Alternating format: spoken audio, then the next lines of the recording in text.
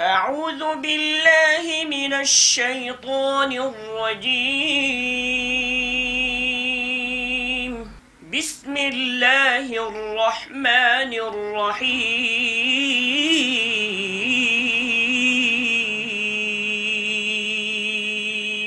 সুমিষ্ট কণ্ঠস্বর ও অসাধারণ কোরআন তেলাওয়াত যে কাউকে মুগ্ধ করে। জন্ম অন্ধ ইয়াহিয়া শুনে শুনে মাত্র 1 বছরে কোরআন মুখস্থ করেন। এখন তিনি কোরআনের হাফেজ বানানোর কারিগর। দৃষ্টি প্রতিবন্ধী হলেও অন্যদের থেকে তিনি আলাদা। কোরআন পড়া ও কোরআনের বিস্তারই তার জীবনের সাধনা। الله يرزقها وإياكم وهو السميع العليم জন্ম অন্ধ তার জীবনে কোনো বাধা হতে পারেনি। সব প্রতিবন্ধকতাকে পেছনে ফেলে গত 5 বছর যাবৎ শিক্ষকতা করে আসছেন বিভিন্ন মাদ্রাসায়। বর্তমানে তিনি নোয়াখালী সুবর্ণচরের তামিরুল উম্মাহ হিফজুল কোরআন মাদ্রাসার শিক্ষকতা করছেন।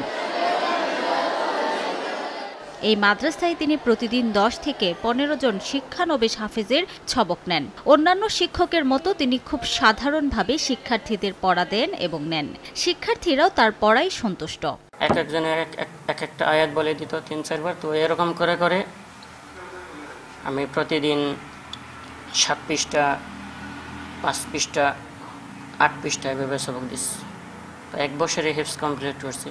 2000 সালে সিলেটের জৈন্তাপুর উপজেলার চিকনাগুল গ্রামে জন্মগ্রহণ করেন ইয়াহিয়া। জন্মের পর থেকেই 2 চোখে দেখতে পান না তিনি। 10 বছর বয়সে স্থানীয় একটি মাদ্রাসায় ভর্তি হন।